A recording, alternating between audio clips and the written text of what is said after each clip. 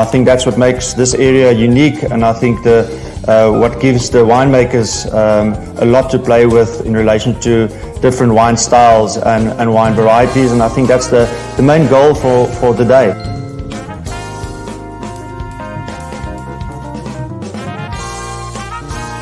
Now that everyone is orientated as to where the Breedekloof is, a few fun facts while the video is playing. So in the Breedekloof there's about 12,500 hectares planted, of which 8,000 is white varieties and 4,500 odd is red, which makes 2/3 being white varieties planted in the area. In South Africa there's about 92,000 hectares in 2019. We've seen a decrease of 9.1% since 2009. Breedekloof is fourth spot with relation to hectares planted, behind Stellenbosch, Paarl and Robertson, with Swartland making up the top 5. About 35% of white varieties planted in the Breedekloof is Chenin Blanc, and it's also the area with the most planted hectares of Chenin Blanc. I think the terroir is leaning it towards making nice wines. It gives you an idea as an early indication as to the breeder markers and the establishment of it, focusing on Chenin Blanc as a start. And then about 38% of all Semillon is planted in South Africa, is planted in the Breede River Valley. I think that's also some uniqueness to it, and I think there's going to be a few of these wines coming through. We've already, as breeder makers, discussed, and there will be probably 4 released, and some of the panel members have tasted the Semillons as well, so it will be interesting to get their views on it. I think the breeder makers, what it stands for, and Peter will probably elaborate a bit more at the end, but it's about site-specific vineyards, high quality terroir driven wines, and expressing our unique climate, soil, and the specific varieties that fits into these climates. And I think it's going to be interesting to get the guys' view on the expected and unexpected for today. So yeah, all enjoy, and Emile, over to you. I'm just trying to wonder if Tim Atkin, a feverish jazz lover, had anything to do with that soundtrack, but that was very interesting. We can chat about that later. I want to bring in Madeline Stenreth. I want to put my kind of question. I want to talk about Madeline. You've been involved with WOSA, marketing South Africa and so forth. Last couple of, last 10 years, we've seen a lot of regional focus, regions beginning to market themselves. Stellenbosch, obviously, Swartland, Yaml & Aarde, Franschhoek.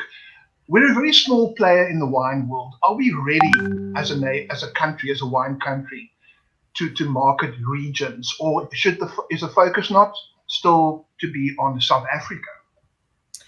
No, I mean, it's a no-brainer. I think South Africa has such amazing regions, and that have already established a great reputation for their wines.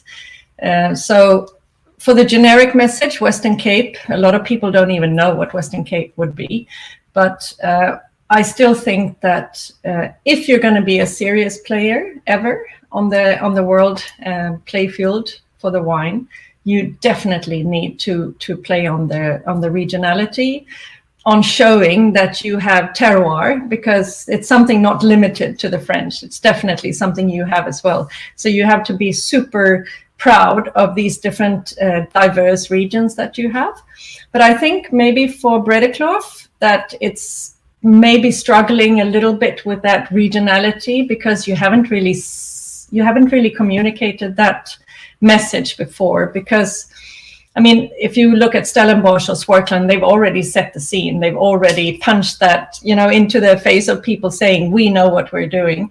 But for you guys, it's been more of you've been more into a blend of Western Cape. So it doesn't mean it's too late, but I'm saying you have to start from the beginning to say, hey, we're Breedekloof, we have something, and we have something very important, but we also have a very important role of being a volume player at very good value, very good quality at very good value. But that's not what's going to make you famous. That's not what's going to bring the people into your region to communicate wow, come to Breedekloof. This is such an exciting place, you know. So you have to start from the beginning, but I think definitely you have potential to do it, but you have to start working on it now. As far as region, because I tend to think that the global wine buyer, and I know Greg will crucify me for this, perhaps Tim as well, just thinks of South Africa. I mean, they don't even know where Egypt is in relation to South Africa. I mean, that's my perception of the normal supermarket wine buyer. Which South African regions have captured the imagination? Is it those two you mentioned, Stellenbosch and Swartland? And if so, are we really seeing those regions producing commercially viable wines? Well, I think they've had a strong marketing message and they've sold the place. I still agree with the guy saying South Africa, you have to sell South Africa, but you have to also grab the attention of the geeky people, the ones that go for the, you know, the Chassagne Montrachet and the Pouligny, and they really think that this place is so unique. And so does these places in South Africa. But if you don't convince the people that actually are at that level buying wines, then they're not going to look at you and say that you're serious enough unless you really prove that typicity of the regions, typicity of the sub-regions, typicity of the awards. It really has to show, hey, we've got something that is very unique. Okay. You need to have that.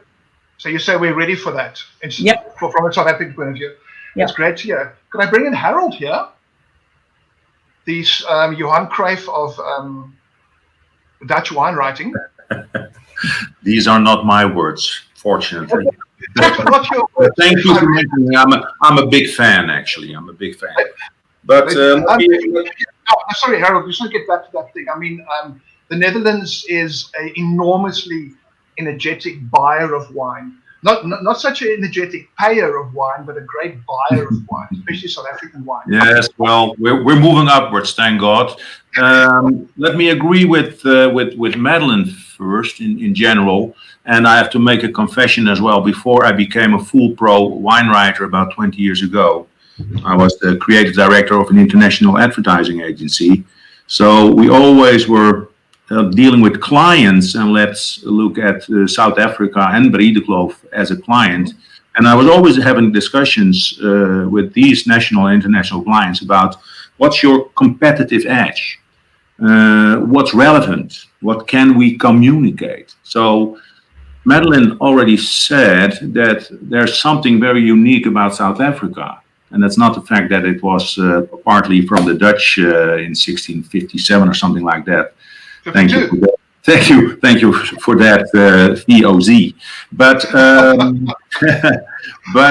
it has to do with what the good thing about South Africa is, and that that's relevant and it's communicate. You can communicate it. It has the eldest terroir and soil of all the wine producing countries in the world. So when you look at authenticity, where the modern consumer is longing for, actually is looking for, here we have a competitive edge. Apart from another competitive edge, that there wouldn't be any red, white, or rosé wines without the efforts of the people of the, let's say, the Rainbow Nation, including the black people, of course. So then we're talking about two competitive edge. When we're looking at these things, these are things I would emphasize on, tell the story, because I do an awful lot of presentations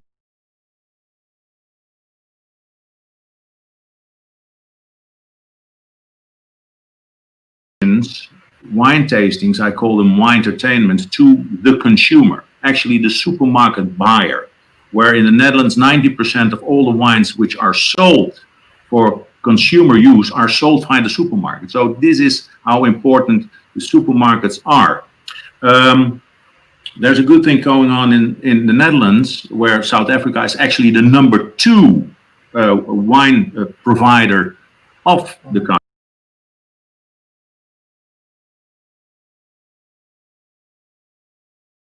New world wine, when you consider it as in a sort of ranking.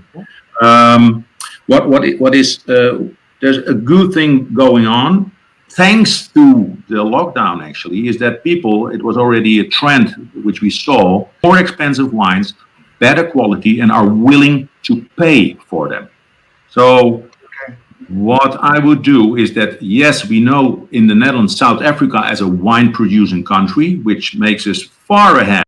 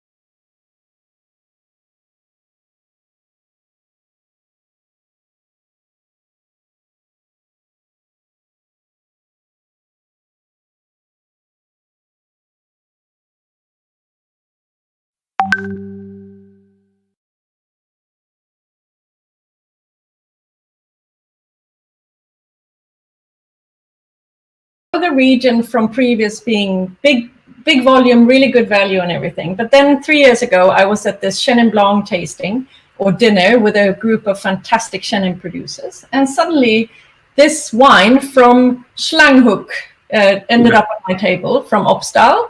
And Atti, who's somewhere in the background there, was at that dinner. And I tasted the wine and I go, wow, maybe this area has something that we don't know anything about. That's one of those little things that I say, that if people want to be exposed to a region and to understand what this region actually is all about, you need to have these little highlights, these guys that come out and say, hey, we've got super old vineyards, we've got beautiful wines, but no one really knows about it because no one's out waving the flag. Yeah, I think that's exactly why we're here. Okay, I'm going to take you two off now. I'd just like to get Greg and Tim and Mailu. So we can equal distribution. And we've got Mailu coming in. And is Tim there? Hello. There's Tim. Tim, who is that jazz? That jazz set on the video. Who is that? It's pretty tight. Who was the jazz on the video? I don't know, actually. It was very good. That's pretty tight. I'd like to know. All three of you are very affair with South African Chenin. Mailu living here, and the two, Greg and Tim, being great proponents. I will start with Tim. I think you were one of, at the very first tasting of the Breedekloof Makers with myself about 6 years ago. We were the guy, I think we still today, I think we're the guinea pigs. Subsequently, you followed the Breedekloof Makers along with every imaginable Chenin Blanc producer in South Africa. Are you picking up a certain typicity, a style now from Breedekloof? Yeah, I think they've evolved a lot. I thought in the early days it was quite a brave tasting, and you were there as well, and it was a bit up and down, to be honest. And I think that they took inspiration from each other, and they did something which isn't always necessarily very South African. That was to work together and come up with a kind of joint set of objectives. And I think very much inspired by the top producers. Madeleine's already mentioned Atti and Opstal. I think Opstal, which was a producer which emerged from the Breedekloof and has inspired the others to a degree. But I think everybody has listened, and I think, yeah, there's a stylistic, link, I would say, between some of the wines. Obviously, it depends on soil type, it depends on all sorts of things that go on in the winery, and also in the vineyard, like picking dates. It depends on lees contact, type of oak, the ripeness, whether there's any sugar in the wines, botrytis sometimes, lots of stylistic parameters. But I think, there is a certain stylistic link, if you like, and I say that link is quite full flavors, then possibly not quite as sort of chiseled and mineral in inverted commas, which is a slightly meaningless word, and a stony, if you like, as the wines, the Chenin-based wines that you get, the Chenin wines that you get from granite soils. As far as I know, there's not granite in the Breedekloof, and granite to me gives this precision, really. The granite, particularly that you get in the Polkadrij Hills, and also on the Paardenberg in the Swartland. I think that those styles are quite different in style, and there's a third major style of South African Chenin, which I would say would be the West Coast style, which is very much influenced by the Atlantic, by this enormous body of cool water. And I think Breedekloof is very different from that. It's famously on the other side of the mountain, as it were. These are warmer areas, and we've already discussed the fact that this is quite an enclosed area. It's an enclosed valley, which captures sun. And I think that this is Slanghok is a little bit different, but as a sort of sub-region within it. But I think certainly these are quite full-flavoured styles. They don't lack acidity, but generally speaking, they don't have that chiseled, mouth-watering bite that you get in some South African Chenin. We'll chat later. Perhaps it could be or perhaps I can ask Greg. Do you think it's a winemaking?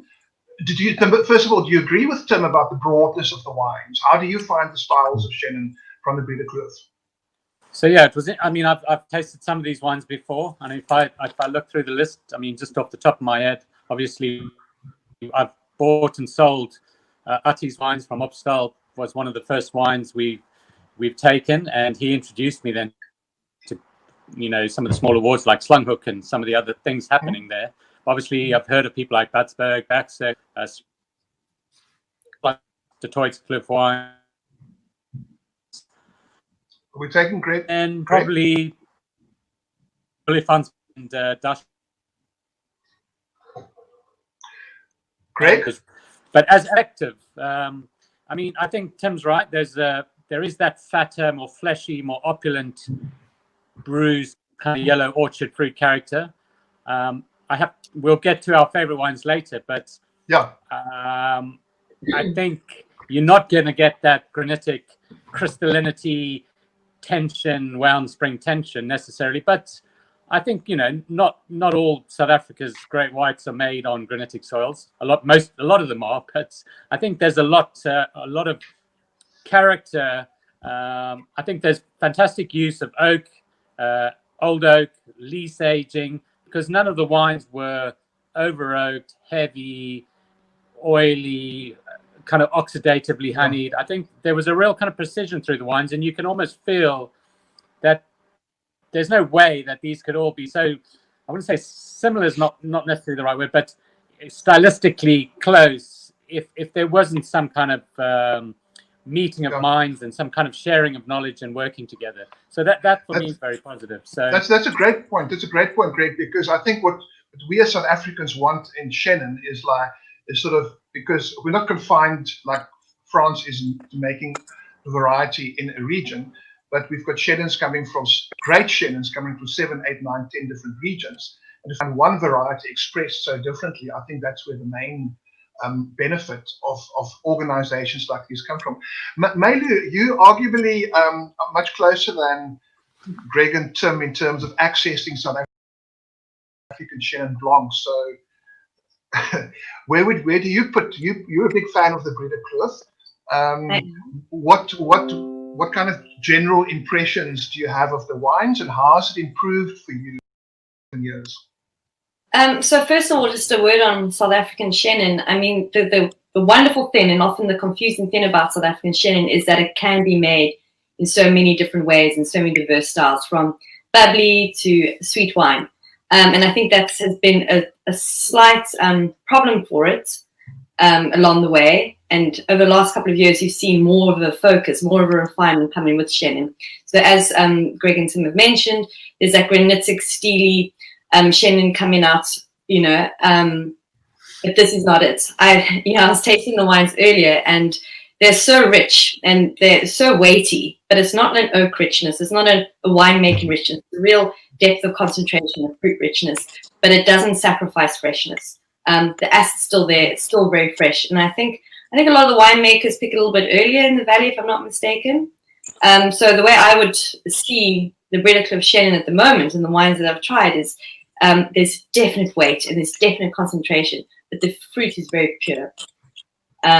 And I can taste a real stylistic difference from, say, any other Chenin.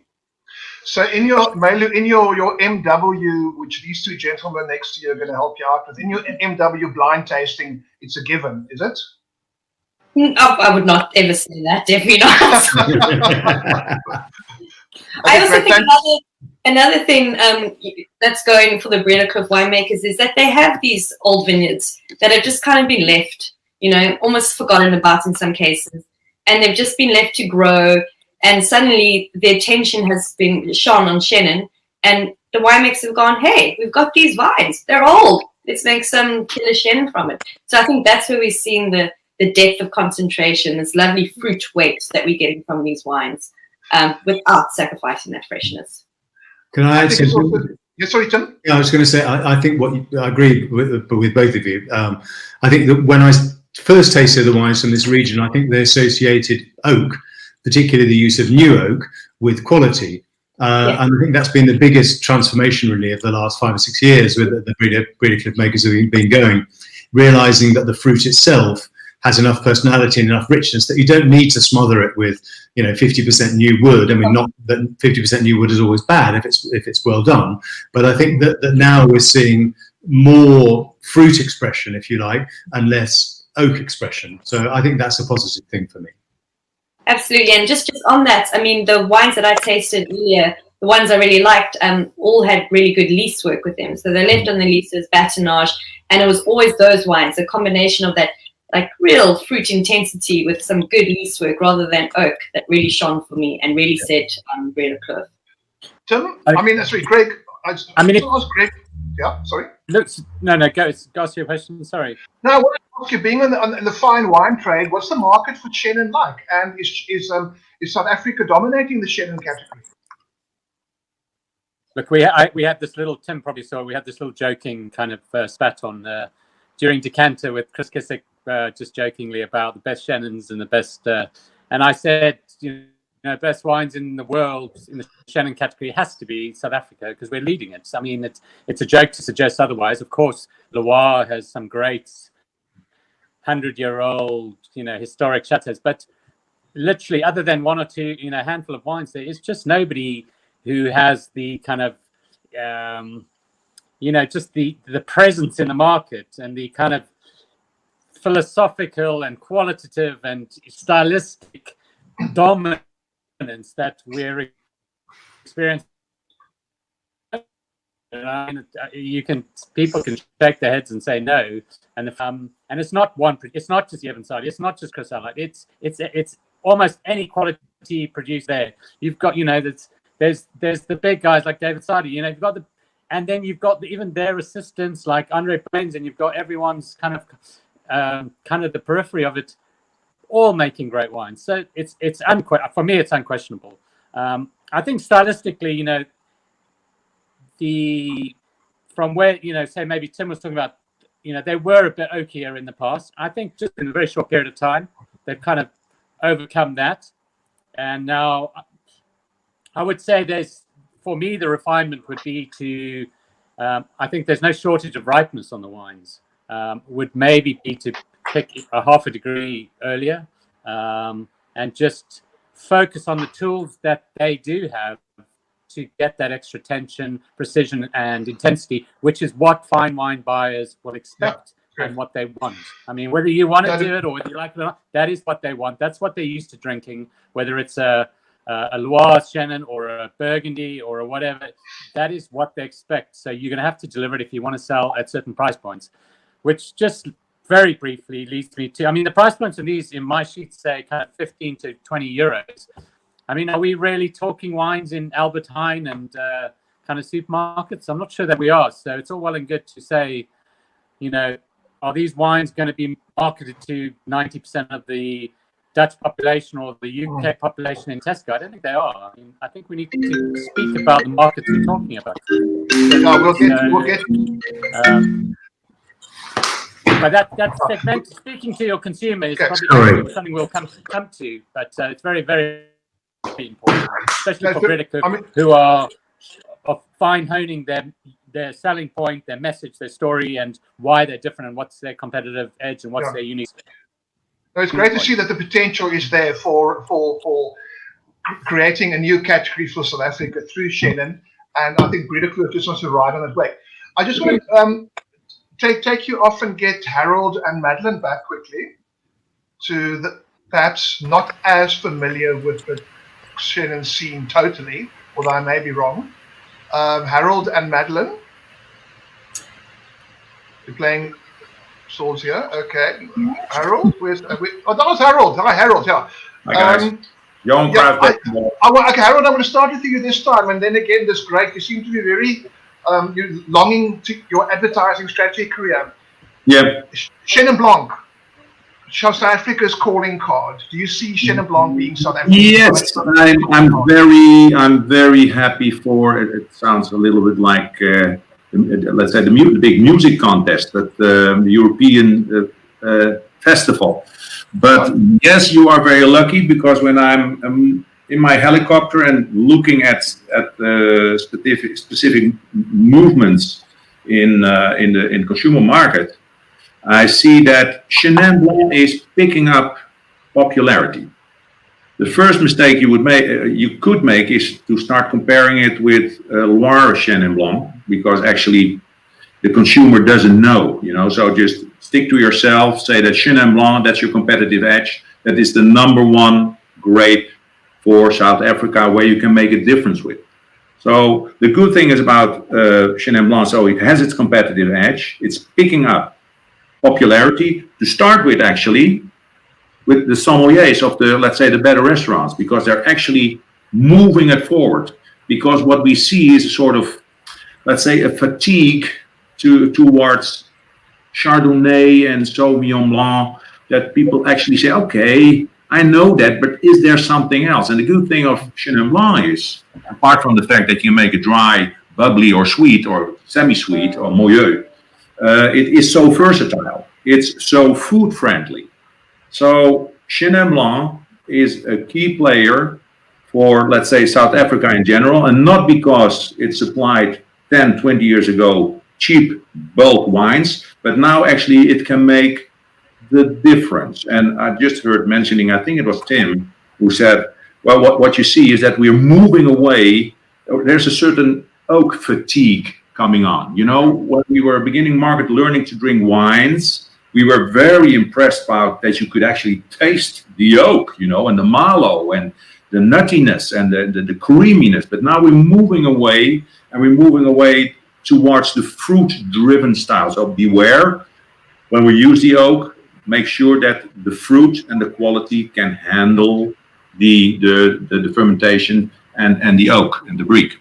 So if I walk down Amsterdam and Please do. I have done, I must say, it's a great success. And somebody comes to me and says, "Oh, you're from South Africa. You make Chenin Blanc." Is that becoming a really close association? No, well, you know, Emil, that it takes an awful lot of time in order to make it happen. I mean, I just told you, with all the presentations I do, I still have to explain, and I'm not talking to dummies only, believe me, that Chardonnay is for white wines, and that room temperature is not 23 degrees. And I keep on repeating it, but I'm used to it, because advertising was about repeating. Yeah. Stick to your proposition and keep telling this one single story, and tell it, and keep telling it. Okay.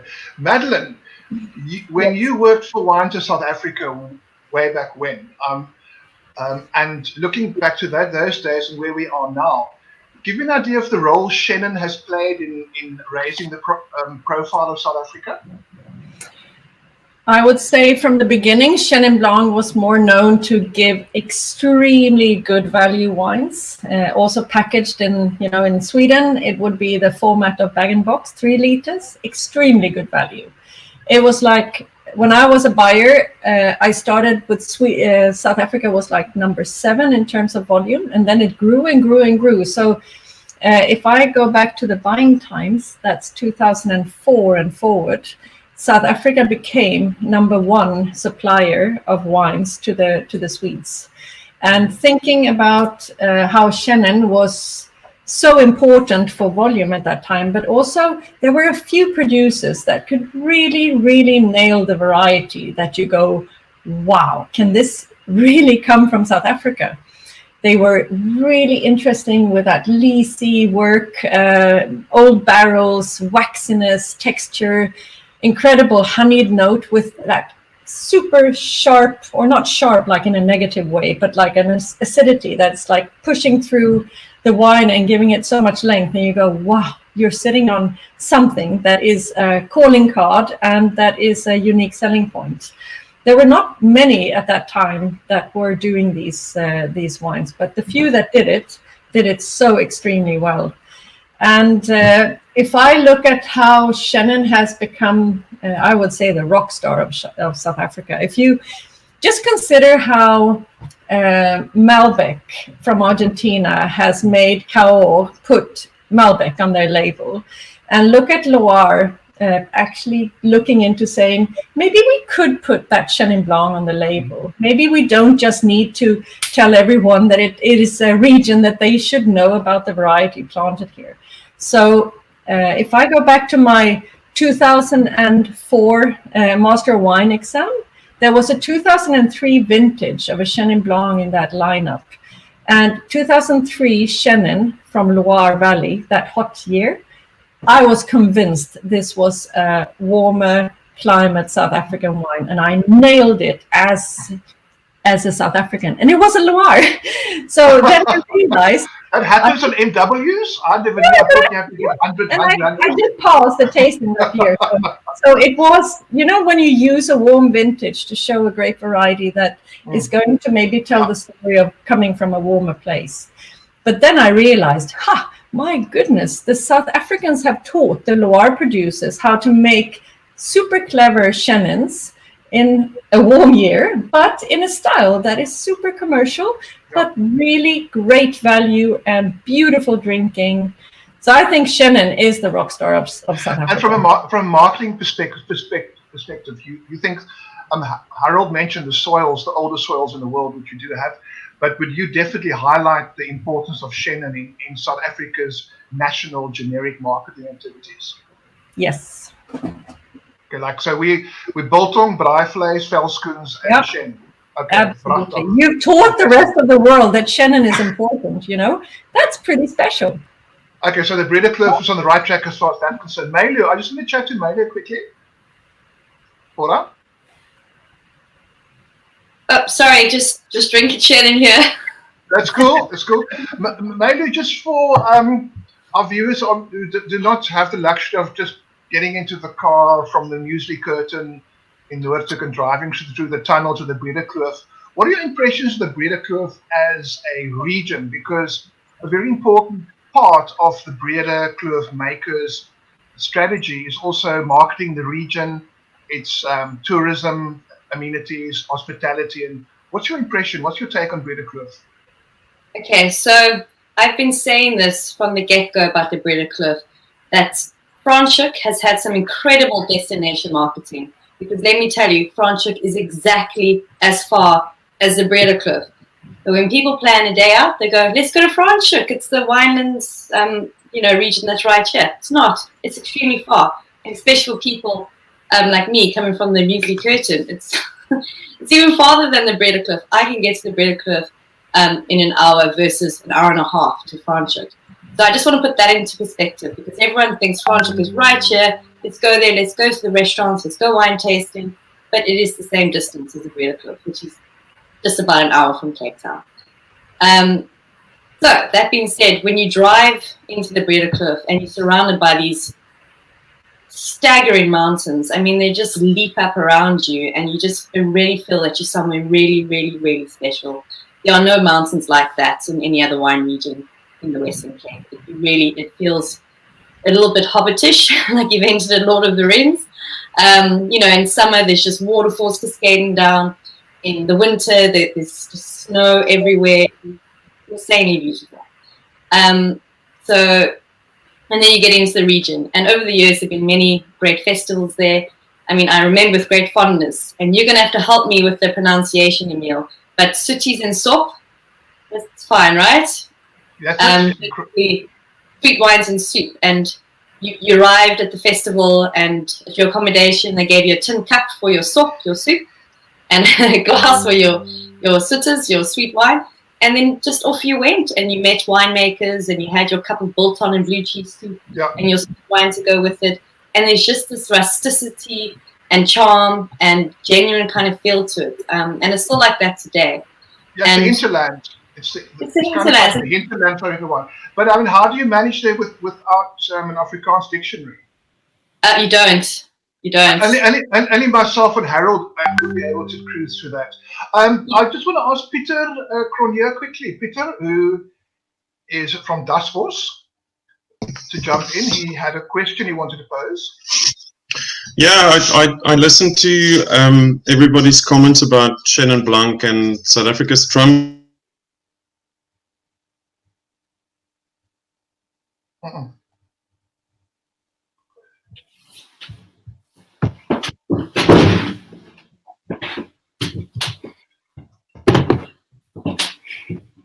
Okay, take Peter off quickly. It's not working. Take Peter off. Yeah, I think mainly the thing is the link between wine marketing and tourism in South Africa. Do you see it becoming an increasingly important role, those two links? That's why we're in such a precarious position with this lockdown, because even in the times we could sell, you couldn't consume the stuff anywhere. So we missed out a lot of that. But Emil, the Breedekloof has a massive strength that no other region has right now. Now is the time to be outdoors, to be embracing nature, to really kind of have those kind of outdoor experiences. And that's what the Breedekloof offers in spades and spades and spades. From mountain biking to hiking to river swims, it's all about being outside in the Breedekloof rather than being, inside in a winery, restaurant, etc. Breedekloof is about being outside. It's about making your coffee over the coals in the mountain and then moving on to wine tasting and a river swim. That's what it's about. And, there's something, I wrote a story about the Breedekloof many, many years ago. And the place is just layered with history and stories and legend. And it's so special. And you only find out these legends when you go visit them. Exactly. If you Google search for these legends, you will not find them. There are so many legends about snakes with gems on top of their heads, and the Houdini legend is another one that you'll find out when you visit the region and the wine. Especially now when our wine, if you see the articles Joanne Simon's writing, for example, on winemag.co.za, and the traction that's talking about the history and the characters and the stories about South Africa, that's the next big thing we've got to unlock. But the Breedekloof is very trendy. They've even started making organic watergormetjies now. So they are really, it's getting you're going to find lentils there pretty soon. But I just want to bring in Ati quickly, who's the chairman of the Breedekloof Makers. And before we get to the wines, Ati, I just wanted to ask you about the stylistic parameters of Breedekloof Makers when they produce their wine. What do you have to apply to the wine if you want it certified in Breedekloof Makers wine? Thanks, Emil. When we started about 5 or 6 years ago, it hasn't changed much since then, in the sense that we've made it very inclusive to join. Mailu talks about the legends and the stories, and there's a lot of old families still owning wineries and properties, and even the bigger wineries.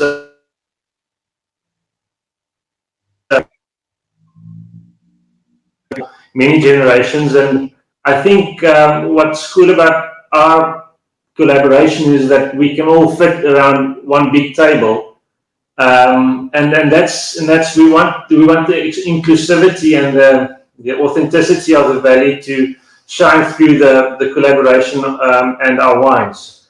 And so the parameters were not written down in a terms and conditions document. We challenged everyone to make high risk, high reward wines. We did say, that we should use oaking. That was 6 years ago, but now that also has changed to amphoras and concrete, and all different kinds of vessels are now being used.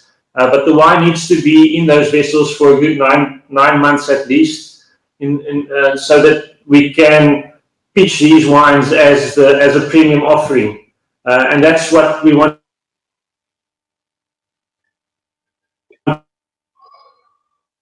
The topic of conversation around the table and the tasting in the tasting world, and so to in the end change those perceptions and let the wines do the talking, because yes, we've had the mountains and the outdoors and the cool people and the legendary stories forever, but we haven't been so great in telling the stories of our wines, and so we've now focused on getting the wines right, and we're still on that journey, admittedly, but we are evolving in telling those stories a bit better as well. Yeah. Are they single vineyard wines? Do they have to be single vineyard wines? Yeah, not necessarily single vineyard classified at this point, but in essence, all of them are single vineyard wines, site specific. Wines that's made outside in the vineyard, and not the made wines. Okay, take out your way. Okay, could I have Mailu, Greg, Tim, and Madeline, please talk about the wines? It's quite cool, just ordering people up and they appear. It's like you're not like who's in the army. This tasting, it's the expected and the unexpected. So there are 15 wines in total, presented by the Breedekloof Makers. 10 being Chenin, the expected, and then 5 more of a motley cruise. The 10 Chenin wines, the expected, are the Batsberg Fermented Chenin Blanc 2019, Bergstag Estate, Pakmel Chenin Blanc 2017. Botha Amya Chenin Blanc 2018, the Deetlefs Quest 2019, Jason's Hill Beatrix 2019, Watergans Kop Zahir 2017, Mervida 2017, that's a family vintners 2017, Mountain Ridge, Romas Rivier 2019, Opstal Estate Carl Everson 2018, and Swanbrook's Legends. And I want to begin with Greg to tell me how difficult, you must know how difficult it was, Greg, please, to pick 2 contenders from that list, and then which were they? So after just coming off of 7-8 days of tasting at Decanter World Wine Awards, and we did have some quite interesting Chenin categories, as well as obviously alternative white categories. I kind of went through all of these, and I just found it an incredible consistency and quality, first of all. But I think my 2 standouts, on popping them, opening, pouring, and tasting, were undoubtedly the Opstal, the Carl Everson Chenin, and then the Watergans Kop, the Zahir. And I mean, the wines, they were only kind of maybe a point or a point and a half ahead of some of the others, but a great consistency of quality, and a lot of kind of tight core of very similar scores for some of the others. But I think those 2 wines for me had an extra level of kind of harmony with tension, with that little certain extra acidity and kind of intensity and persistence but all kind of very, very seamlessly done with no kind of overwhelming lease or oak characters. And I think they were both very, very classy. And then I'm looking back here, they both happen to be lower alcohol, given by 0.5% or slightly. Yeah. So for me, that's, I mean, winemakers might kind of shake their head, but, I think the wines are not struggling for ripeness here. And certainly as they found in the Swartland and all over the place, when Eben was making, I just drank a 2012 Skurfberg at 14.5 alcohol yesterday. I mean, he would never make a wine at over kind of 14 now, or even at 14. And he's just, you can make wines, pick a little bit earlier or multiple pickings and just fine tune the kind of style. And I think without the kind of God-given granitic kind of gift that there are a lot of things that they can do stylistically to just fine tune that freshness with that lovely yellow orchard fruit richness. And I think it'll be a great proposition. Interesting about those two wines, they're both 2017 vintage. That's probably, that could be an influence too. Being a classicist, Mr. Sherwood, I expected the older wines to fall into your line of preference. Madeline, were you wowed? First of all, you got a general impression about those wines. General impression. International standard. Now, if I look at what I expected from the region, I was very impressed with some of the wines. I was thinking, wow, they have upped their game a lot. I haven't been to the region in the last 10 years, but before then I was there a few times. But now I realize when I put these 10 Chennons next to each other, I go, at least 5 of them, I would go, wow, well done. And I fully agree with the team that you asked about the stylistic difference, what you can see. And I think there's a lot of generosity, a lot of ripeness, and you can really see how these warm days, even if you have cold nights, you have really, really that drastic drop between the day and the nighttime temperature. I still think that the ripeness is the weakness in some parts. And when you find those wines in the lineup that really deliver, they seem to come from a bit of higher altitude. I didn't link it more to the soil type, but I see that when I saw the altitude, I go, this makes sense. And one of the wines that I thought was interesting that I didn't expect very much from because I didn't know them very well was the Beatrix from Jason's Hill. And then I looked at thinking, okay, they've used amphoras, they've used foudres, they have somehow accepted that ripeness is part of the game here, and then they've used a little bit of, skin and influence from winemaking that can actually lift that ripeness and say, let's cut that ripeness with a bit of skin and a bit of, winemaking that doesn't just put a lid over the fruit. And Lee's work as well. I thought that was a pretty clever wine. And then was that one of your two, Madeline? Was that one of your two? One of my two, yes. Am I supposed to reveal that now or not? Sure. No problem. Okay. Off the Slanghoek way up the valley there. Yeah. And the other one? And the other one was the Carl Everson that I know that I tasted with Atti 3 years ago. And when I tasted this, I go, wow, this is such an intelligent wine. And it has beautiful purity, linearity. And this doesn't speak the language of opulent fruit or, that tropical or, some of those wines that I didn't like as much, they were more into the white raisins and dried peach and apricot and honeyed and nutty and with a bit of residual sugar, fine. And where you felt that the oak actually helped the wine to become interesting. But here, it's more like the place, the vineyard, the fruit in itself speaks the language, and then all the winemaking, it just sits like, helping it to show its beauty. So I think it's an interesting selection because it's quite wines are wide apart. One's 2017, 2019, and definitely the Jason's Hill has got a lot of life to it. That kind of brightness showing through, which I also found in one or two of the other wines. Yeah. But it seems that the Carl Eversons, two Carl Eversons already now selected. Can I add? Yes. Can I add a little comment on? I thought the Amaya was actually an interesting wine as well that I considered. You know, when I received these wines, thank God I received them a few days ago. So I've been tasting them over 3 days. And the Amaya was the only one that I found, okay, it's got a screw cap. It's a lightweight bottle. And then when I had tasted all the wines, and I thought, I'm going to bring one wine with me to the lake to have lunch, you know?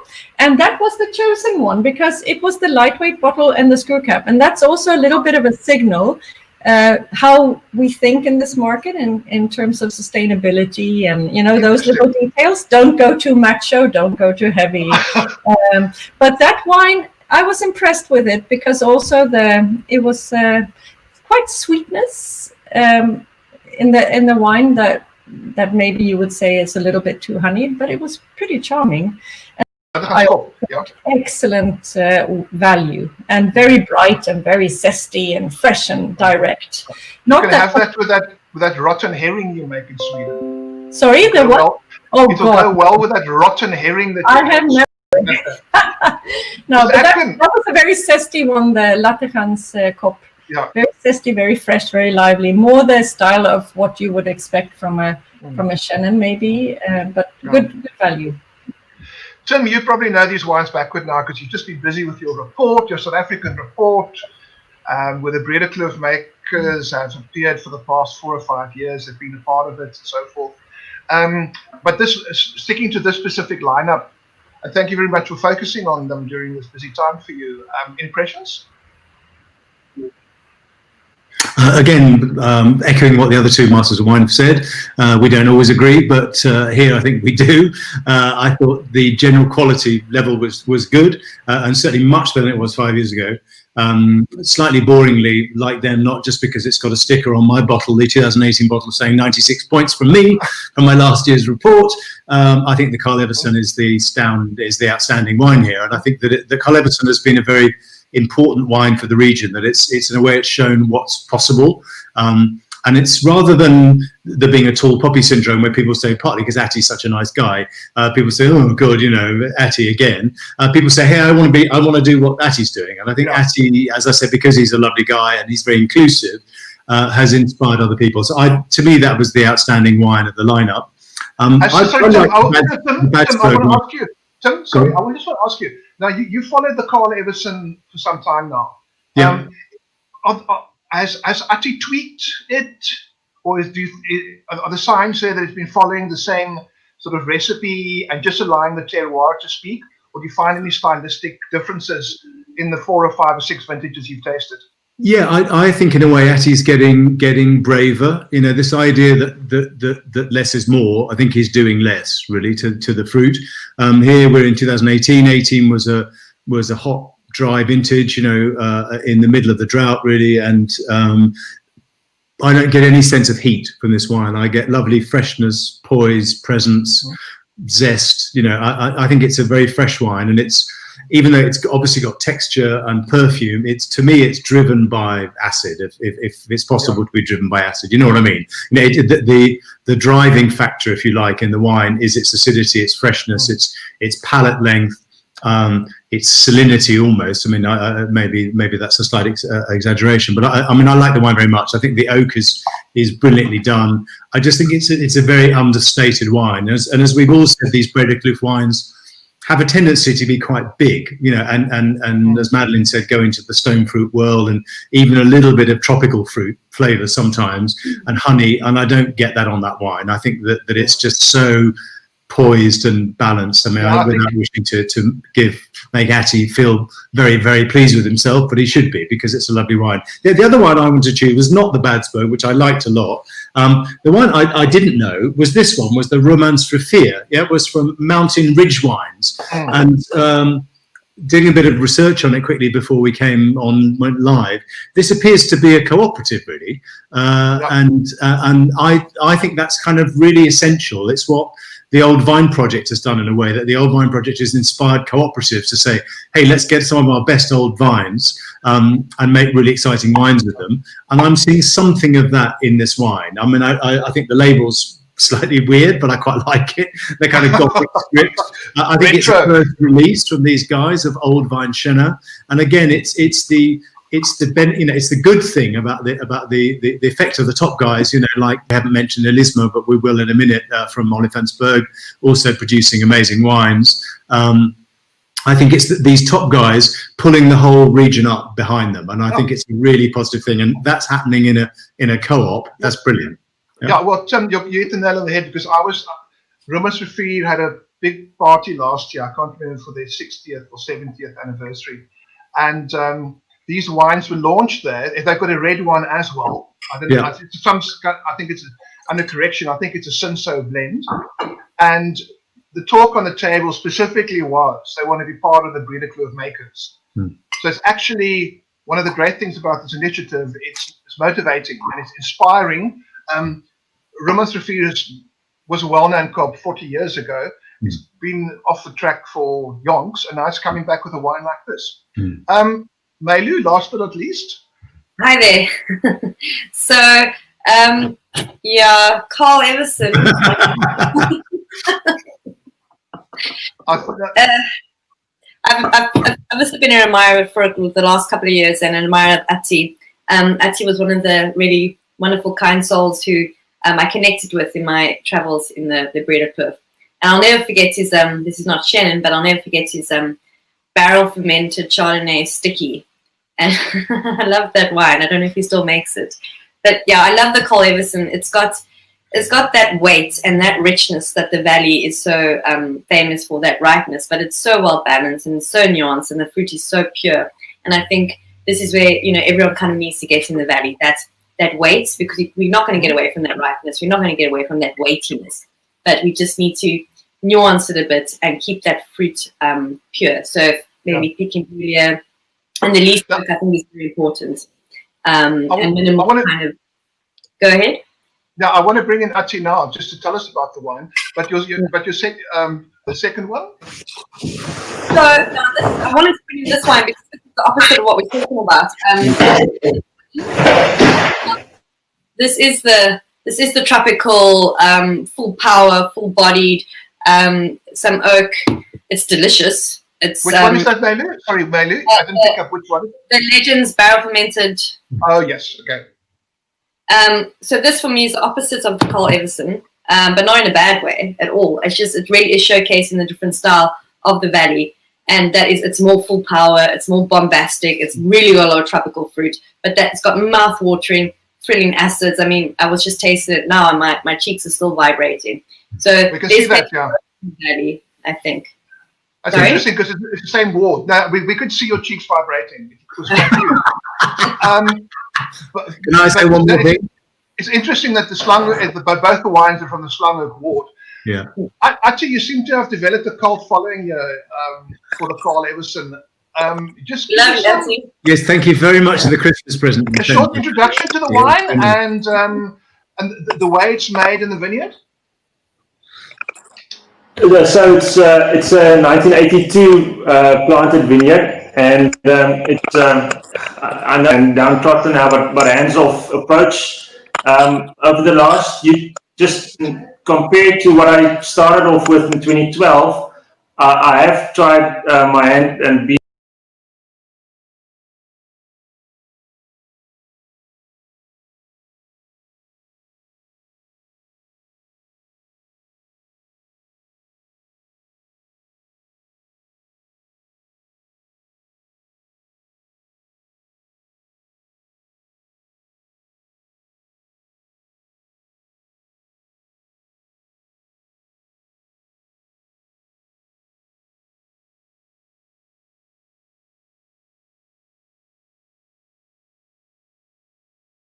We're going to have to haul you out and have to bring in somebody whose connection is better. So continue, Ati.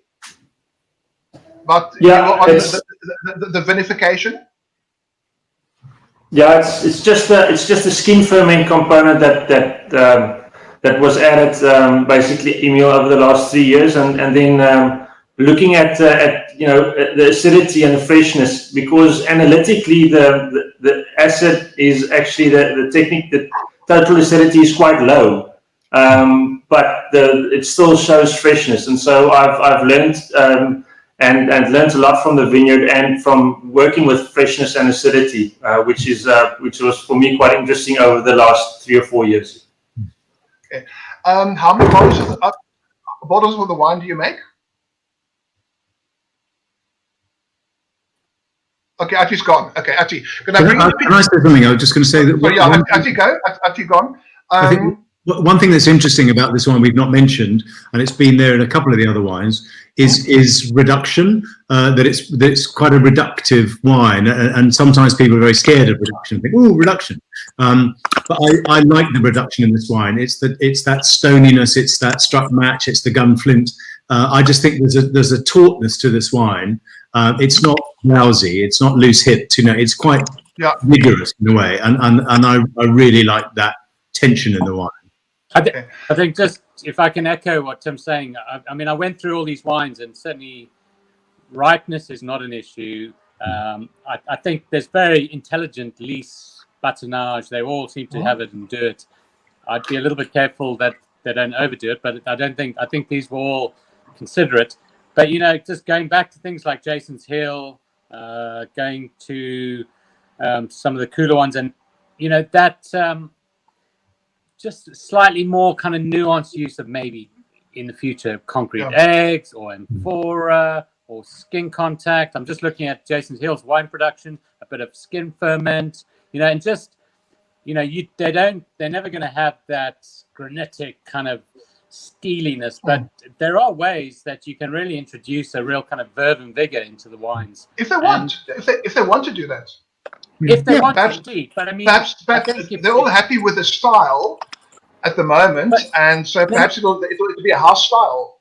It's not about making the wines trying to be a copy of somewhere. I'm just saying, if you want to sell and premiumize these wines, and they are going to be in premium prices, there needs to be attention in the wine. There needs to be a fine. You can see the wines we're picking with us. I think these are just things that can be tweaked and fine-tuned. It's not losing their identity of ripeness and opulence. And I think the customer wants that too, but it's just having that underlying kind of minerality and a little bit of Wellspring tension. That wow factor, the edge. Could we bring in a listener from Olifantsberg? I just want to ask a listener something. Bora, can you get a listener on? No. Can we have Peter then? Peter Cornier. Good, I got a question. Okay, Pete. Thanks for changing your attire. We're going to there's an expected part, which we've covered now, Shannon's. We've put 5 unexpected. So how did the unexpected element, namely 5 alternative varieties, alternative for Breedekloof, how did that development arise?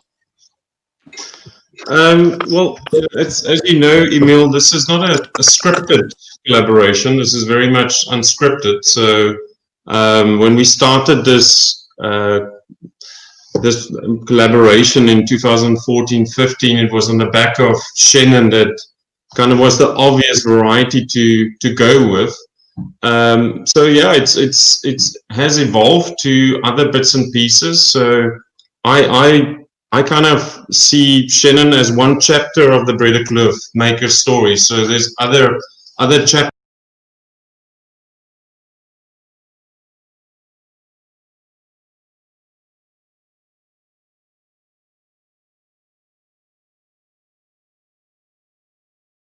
on what the makers can use, given the fact that the majority of the old vines are within these big producer units or big cooperatives. So there's no real answer, Emil. This is very unscripted, and yeah, we're not telling anybody else's story. That these varieties and wines tell their own story. Because we've got an interesting lineup. Could we look at those bottles quickly?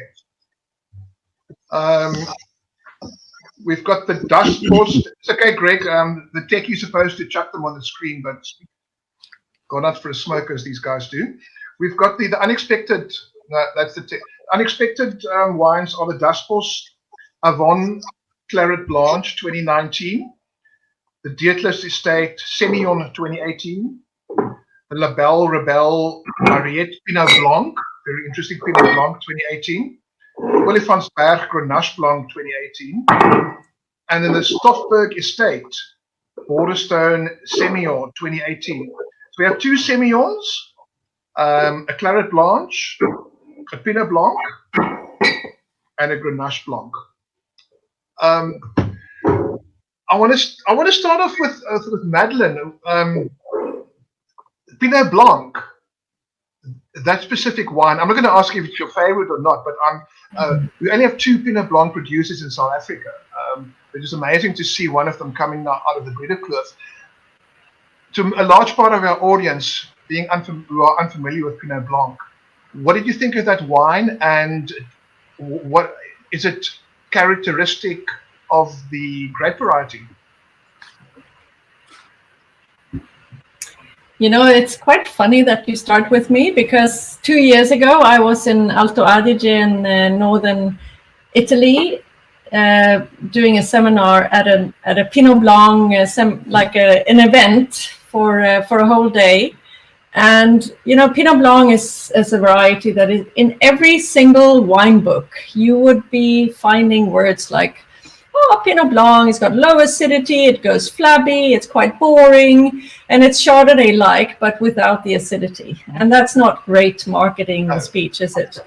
So I ended up having tasted more than 100 Pinot Blancs from all over Europe, and also a few from, I had one from New Zealand that I had shipped in, and there's some absolutely amazing Pinot Blancs, but the reputation for this poor variety is shite. It's not very good at all. So when I opened up this bottle and I pour the glass and I go, wow, that's very creamy, it's very textural, it's not buttery, but it's definitely work with lees and older barrels. And so I must say the wine impressed me a lot, because for me, Pinot Blanc is not a variety of South Africa, but tasting this wine, it was a very good example of the variety, and it was not flabby, but it was definitely rich and textured. And thinking about your climate, you will have that richness for sure. But I didn't lack acidity, and I'm not sure in the winemaking if the acidity needed to be slightly corrected, but it had freshness and it had complexity. Pinot Blanc it was a great variety of Alsace. It's one of Alsace's. It's a very well known in Alsace, is it not? It's a variety that also has been linked with it's been called Auxerrois for so many years as well, but that's a totally different variety, and that's usually a little broader and a little fatter. And in Alsace, you can sell Pinot Blanc containing half of Auxerrois and half of Pinot Blanc, which doesn't make it easy for the variety to actually raise the flag and say, hey, I'm actually quite good. So I think it's fighting its own war, and you need to have more contenders for the variety. But it can make amazing wines from all over the world. Auxerrois was, of course, the wine, the grapes, the vines were imported to South Africa in the 70s. Importers assumed it was Chardonnay. The Burgundians sold them a bum deal in the 70s, and we planted a lot of this variety, and it turned out to be Auxerrois and not Chardonnay. Tim, we've got Elisma here. I want you to talk about the Grenache Blanc. I'm just selecting each on a variety, and it's a very interesting wine. Were you surprised to see it coming out of the Breedekloof? Were you aware of it?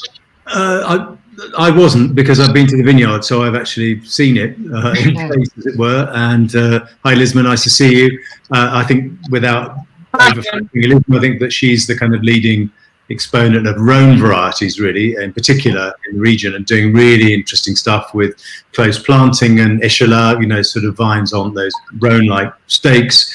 And the vineyards, most of the vineyards she's working with are comparatively young, and I think already very exciting. I really like the area, the part of the Breedekloof she's in, which is well suited to these grape varieties. Grenache Blanc is an underrated grape variety for me in South Africa. There should be much more of it planted. A little bit like Verdelho, you know, it's a grape variety that has really good acidity, freshness, can be dry farmed, retains its acidity in drought and in heat. To me, it's a wonderful variety, and this was my favourite of the unusual wines, if you like. I'm a huge fan of Grenache Blanc. I just think she's made this beautifully. I think it's a very understated wine. Again, focus, minerality, brightness. I mean, all the things that I like in white wine, basically. I think I picked the right one for you to talk about. I didn't know it was your favourite. Elisma, hoe gaan dit daarso? Ga goed mezelf. I wanted to ask,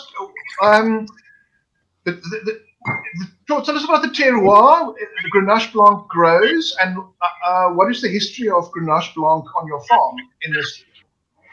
So from the get-go, we really surveyed the soil. So yeah, we are a terroir-driven farm. 70% of our vineyards are bush vine, and our soils are basically schist, shale, quartz and sandstone. So yeah, we are touching on the sandstone and the sandy part of the Breedekloof, but we do have that Renosterveld shale coming through, which is quite important for our stylistically speaking, our character and our wines. So our wines are very bright in fruit, which almost connects to the Breedekloof story as well. For a while, we felt a bit weird sitting on top of a little hill, and the Breedekloof Makers have made me part of the bigger dream of the Breedekloof. And it's really been an honor being part of it. So we inspire each other, and Ati is a big inspiration to me as well. Sorry, Ati, I have to mention you, but but even a wine like the Pinot Blanc from Mariette is one of my favorites. So I'm so happy that you guys like it. We are trying to really show what's important about our block, and that's there's a high component of quartz and sandstone as well as schist in this block. So you can see that almost salinity coming through the wine. I know it's blasé, the word, but it is the truth. So I work with my terroir to get that really bright acidity. I work with 6 pickings. So we pick from 12% alcohol, we end up at 14%. There's a skin component as well, and there's 100% whole bunch fermentation. So a lot of the inspiration come from the Spanish producers, but also from the south of France. I drink a lot of Grenache, as do I Grenache Blanc, and my fellow producers in the wine industry has inspired me, especially Marlies. Obviously, you all know I love Marlies from from a nice boss, and she's just made really amazing wines. So if you drink really great wines like those wines, you get so much inspired. It's really changed my style and my outlook. But I have to say, the Spanish wine has been on my radar for a really long time now. So yeah. Listen, the Grenache Blanc, was it on the farm when you got there, or did you plant it? I did not plant it, but it was here. So it was planted in 2013. So in 2018, it was only 5 years old. So I know the Old Wine Project is really amazing, and I always feel a bit silly when I say the vine is only 5 years old. But this block is so well suited. It is so perfect, you know. I always have a big smile when I drive past this block every year, or every day even. It is just perfect terroir-driven variety on this farm. It's one of our most unique, so that's why it does. Other Grenache Blanc in the valley? Not that I know of. I know that my other friend Ati is planting some Grenache Noir. Sorry, Ati, for maybe putting it out there, but we are looking at this variety for the bigger scheme of the valley. Yeah, sorry, I had to mention that because I'm too excited. Finally, I get a partner in crime. Well, as Peter Cronje said, who knows where this thing is going? Yeah, sure. I mean, this variety is so suited to our area. We've got enough heat, but we also have a cool factor that you always forget about in the nights and in the early mornings, and that's what this variety wants, to be honest. Okay. I want to ask Mr. Sherwood, MW, about the Semillon. You have said before that South African Semillons are hugely underrated. You've written about it, and a lot of this Semillon gets blended with Sauvignon Blanc, obviously. but we have been making Semillon for a long, long time. And as the introduction said, the jazz video, the jazz was big, by the way, Tim, B-I-G, the jazz band. But Greg, about the Semillons. Semillon as a variety to begin with, and the expression you found among the Breedekloof wines.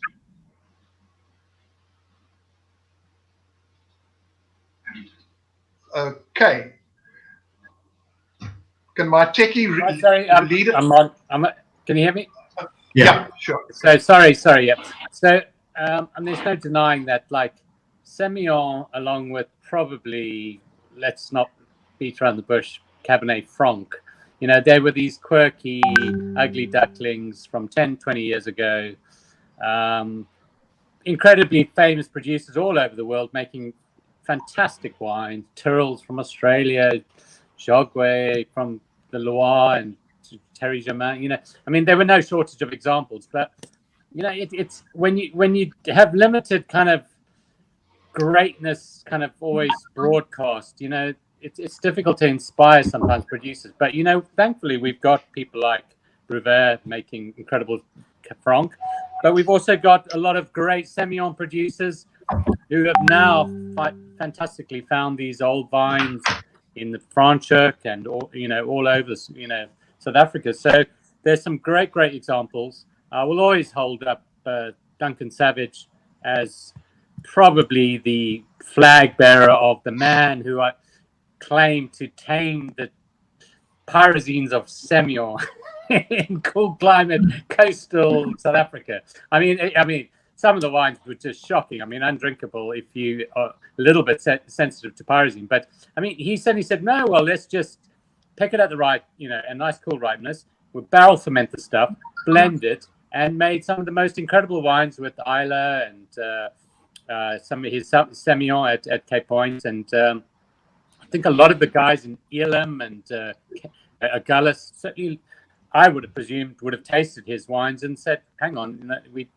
these don't need to put the hairs on the back of your neck on end every time you drink them. That there's Semillon can be tamed. And I think taming it doesn't mean making it riper and richer. It means just making it a little bit more harmonious, seamless, kind of just integrating all those fantastically complex flavors it has. And I love Ian Nordier's Old Vine Semillon. What a fantastic wine. I think the first vintage was 14 and it just sold out. I barely got a few cases.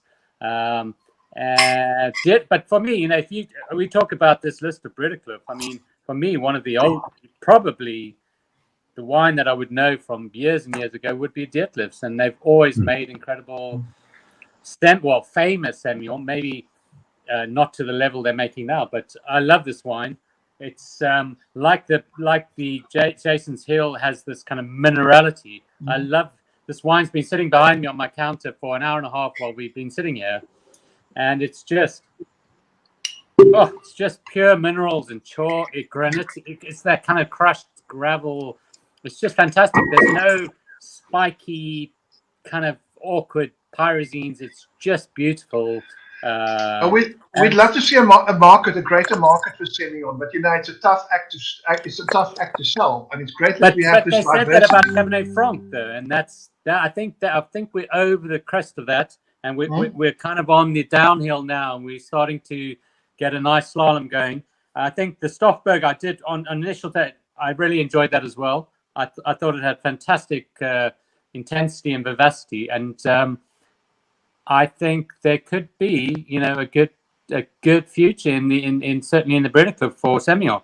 I mean, if those are the kind of what we're talking about, I thought that both benchmark examples, that's the kind of quality that you're going to have to make to vaguely interest kind of fine wine consumers. No, I think definitely the important words being the fine wine consumer. And the panel that selected these, obviously, if you're all talking the truth, which I know you are, they did a fine job selecting these wines. The last one is Old Vine wine, the Avon Claret Blanche, and Melu Claret Blanche. It's an old South African variety, but we haven't seen a lot of that being bottled, or people having the guts to bottle that in the past 20, 30 years? Yeah, so I'm a big fan of clarets, and I think all the old kind of brandy cultivars are very important to South Africa and to Breedekloof at large. So Chenin, Colombar, Viognier, Semillon, and Claret Blanc, and they're all planted for brandy production back in the day. And so my favorite is the Avon Dashbosh. I tried it, I think, a year ago at the Breedekloof Wine Makers launch, and it was in 2018. It was a lot richer than this example, than this new vintage. Kind of pared down now a bit. But Claret is amazing because it manages to be both earthy, so like it's got a mineral thing happening, but also a lot of lovely fruit and aromatics. I always say it's like the memory of a favorite perfume. You know, it's there embedded in your mind, just like this earthiness, but it's quite ethereal. I find it a very delicate wine. Yeah, I think very delicate, fragile delicate. wine. It's ethereal, but there Which is you don't that expect, because you see old wines and you hear about Claret Blanche. And I think Johan Milan from Simonsig told me the only thing Claret Blanche does is clogs up your press, because you've got these huge goon berries. And so that is a great surprise to me to find that out. Yeah, I think another important part of the story with Claret is that not only is it part of the old brandy gang, it's also, because it was part of the old brandy gang, a lot of co-ops have all these old vineyards, where, as we know, the Avon is from. Dashbosh, for people that don't know, is a boutique arm of a larger co-op winery, Uni Wines. And this vineyard was all but forgotten about. And they stumbled on it, and they were like, "Wow, look at this fruit. Let's make a wine." And that was the inaugural vintage, 2018. And I'm so glad they did look after that vineyard without even knowing it. And it has built up a cult following. I just Completely. we're going to have to end off now. We're 90 minutes into it's like a full soccer game already, like Seville, Manchester United last night. Peter Cronje, could you just pop in quickly? Well, since Mailu waxed so lyrically about your wine, and being from the Breedekloof Makers and having the best internet connection, apart from thanking the panel profusely for their time, not to mention the presenter, just give us an idea where Breedekloof Makers is going as a body and an organization. Or are you going to take it year by year, and do you have a long-term goal for this organization? Well, it's definitely not a corporate 5-year plan collaboration. If these 15, 16 participants that you've all had the opportunity to taste wine of, it represents probably 99% of the whole of the Breedekloof's production. So, and the Breedekloof produce probably a fifth of South Africa's production. So, give you a really, really good overview of what are the capabilities of the Breedekloof. So yeah, it's not, again, as I said early on, it's not scripted. There's going to be new stories. People will be brave. They will learn. They will fail. But if we don't try, we won't deliver these things. And I almost feel obliged to mention Rosa Creer, because every single South African webinar you participate in, somebody mention her, and if it wasn't for her I'm Old website, you would never have discovered the clarets. And there's a few other old vines also that's going to feature in the future as part of this whole story of the Breedekloof Makers. So it's not fixed in stone.